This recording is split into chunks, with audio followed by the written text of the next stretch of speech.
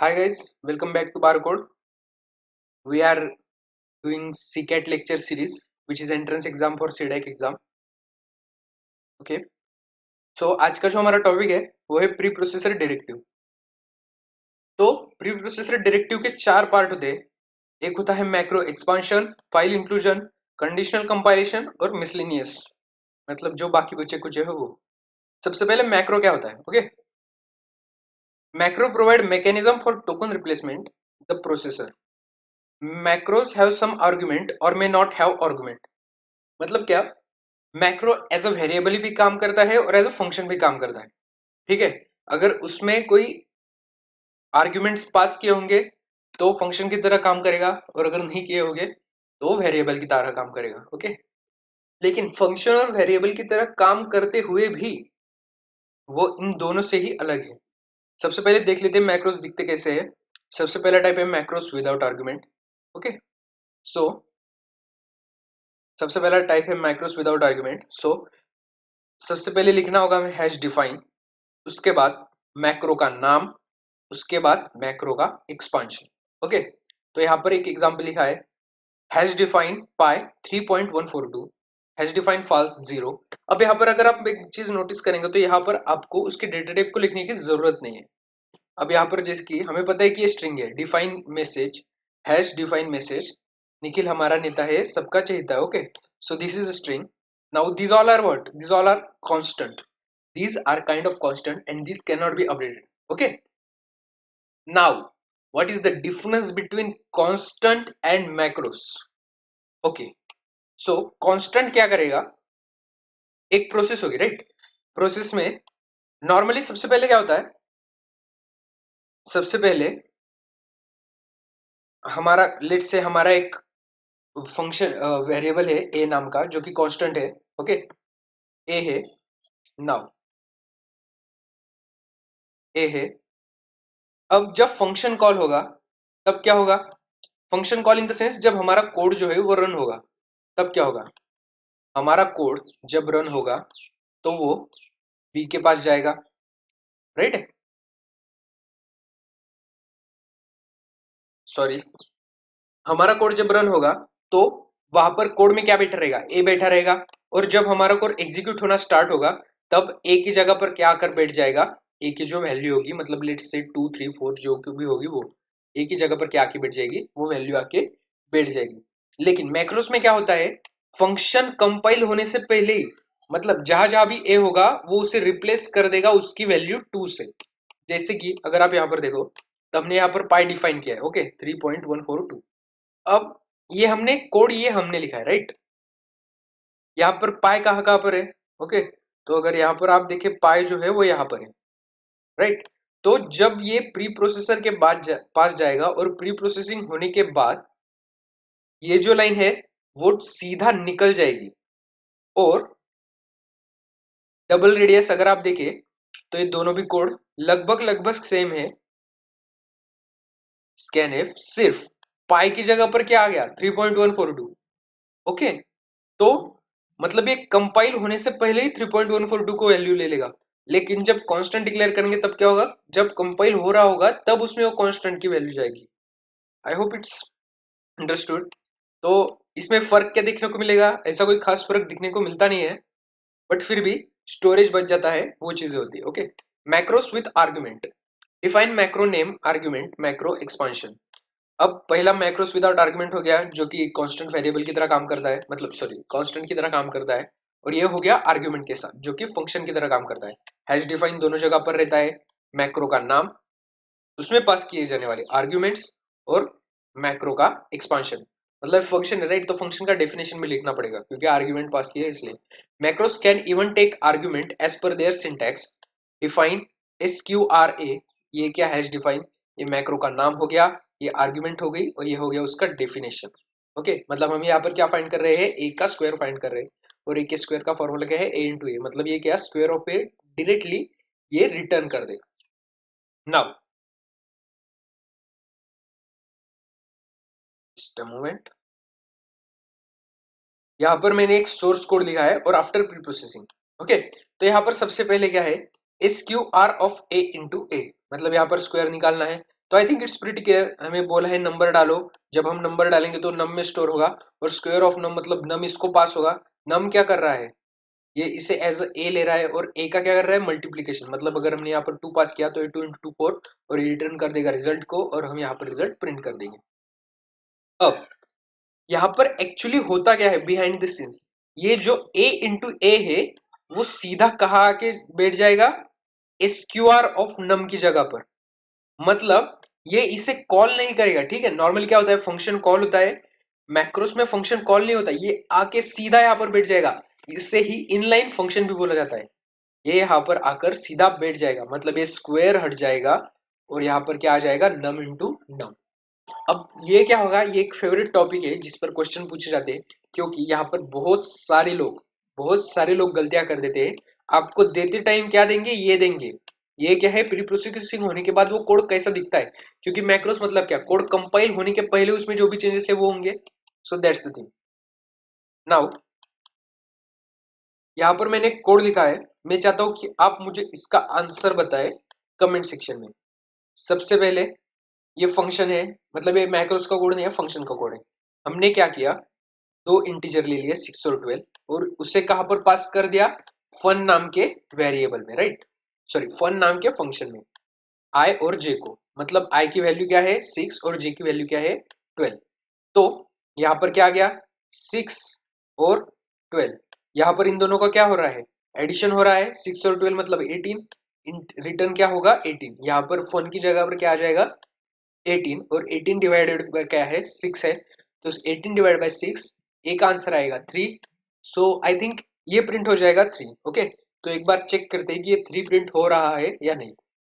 Okay, अगर आप यहाँ पर देखें तो 3 प्रिंट हो चुका है, तो इसमें कोई दिक्कत नहीं है। अब आगे वाला एग्जांपल देखेंगे, यही कोड लेकिन मैक्रोस के साथ। Okay, now I want you to give me answer of this question in comment section. Okay, तो वही फन आई कॉमा जे, और उसके बाद हम क्या कर रहे हैं, उसका आई प्लस जे, वही कोड है।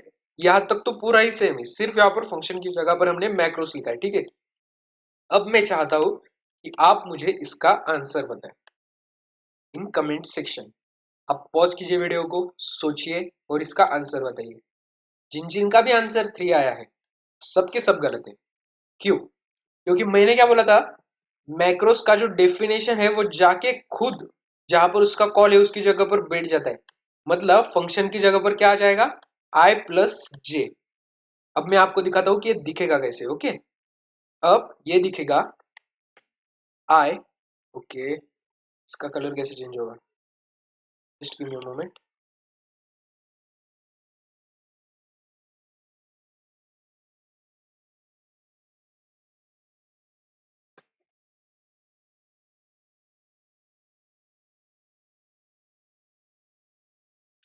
इस सब पे नाउ, तो यार, ओके, हमारा क्या था, ए इज इक्वल टू, मैं क्या बोल रहा हूं कि फंक्शन आई और जे की जगह पर क्या आ जाएगा, एफ एन आई कॉमा जे की जगह पर मैं बोल रहा हूं कि उसकी जगह पर आ जाएगा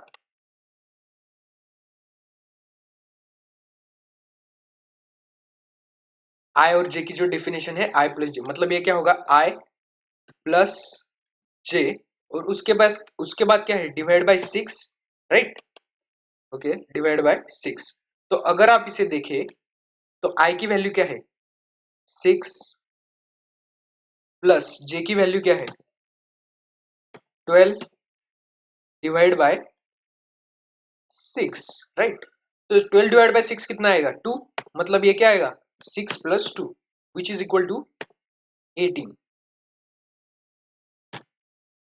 तो जिन जिन को भी ये आंसर मिल गया, कॉन्ग्रेचुलेशन, आपको समझ में आ रहा है मैं क्या बोल रहा हूँ।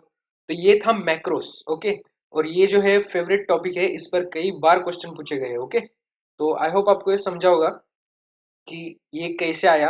यहाँ पर मैंने आगे उसका आउटपुट का भी स्क्रीनशॉट लिया है।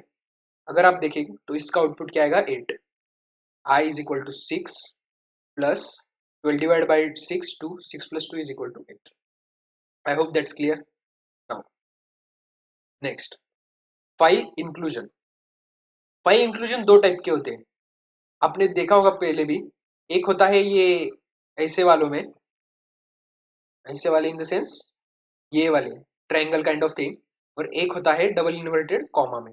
अब इन दोनों में क्या होता है, ये स्टैंडर्ड डायरेक्टरी होते हैं। स्टैंडर्ड डायरेक्टरी मतलब क्या, ये यूजर ने नहीं क्रिएट किए है, ये पहले से उसके कंपाइलर में है, ठीक है। मतलब जैसा कि stdio.h होता है, इसमें printf और scanf का फंक्शन लिखा हुआ है, तो स्टैंडर्ड डायरेक्टरी है और हम उसके साथ छेड़छाड़ नहीं कर सकते। जब भी कोई स्टैंडर्ड डायरेक्टरी इनपुट होगी तो उसके लिए ये ब्रैकेट दिए जाएंगे, ठीक है।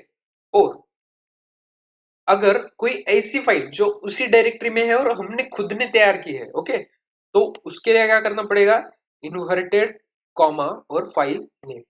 लेट्स से अगर आपको ऐसी कोई फाइल यूज करनी है जो उस डायरेक्टरी में नहीं है, ओके, तो आपको क्या करना पड़ेगा, उस फाइल का पूरा नाम, सॉरी पूरा पाथ और उसका नाम दोनों ही चीजें देनी पड़ेगी।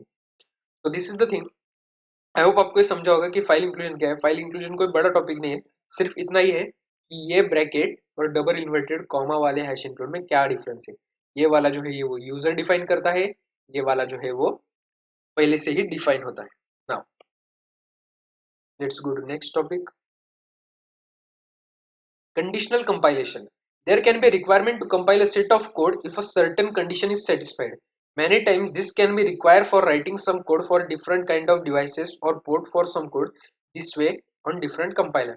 मतलब लेट से आपने एक कंपाइलर पर लिख दिया, ओके, और दूसरे कंपाइलर के लिए रिक्वायरमेंट्स कुछ अलग है, तो आपको वहां पर क्या करना पड़ेगा, अगर आप जब आप उसे रन करोगे तो एरर आ जाएगा, राइट। तो आपको क्या करना है, उसमें कंडीशन डालनी है कि अगर ये वाला कोड है, मतलब लेट से सी प्लस प्लस का कंपाइलर और आपका कोड सी का है, राइट, तो आपको उसे बोलना पड़ेगा कि भाई अगर ये कंपाइलर सी वाला है तो इस कोड को रन कर, वरना मत कर, ठीक है। तो उसके लिए कंडीशनल कंपाइलेशन यूज होता है। अब ये क्यों करना पड़ता है, क्योंकि ये चेंज होता रहता है from device to device and port to port, okay. Now अब इसका मैंने यहाँ पर एक एग्जांपल लिखा है, वैसे उसका कुछ ज्यादा समझ में वाली बात भी नहीं है और वह उसके बारे में ज्यादा कुछ पूछा भी नहीं जाता, लेकिन फिर भी देख लीजिए। सबसे पहले if definition is of C plus plus, तो C plus plus specific code को सिंटैक्स को यूज कीजिए, और एल्स सी कोड के सिंटैक्स को यूज कीजिए। तो ये चीज है। Now let's go to next slide. अब है हैश ऑपरेटर।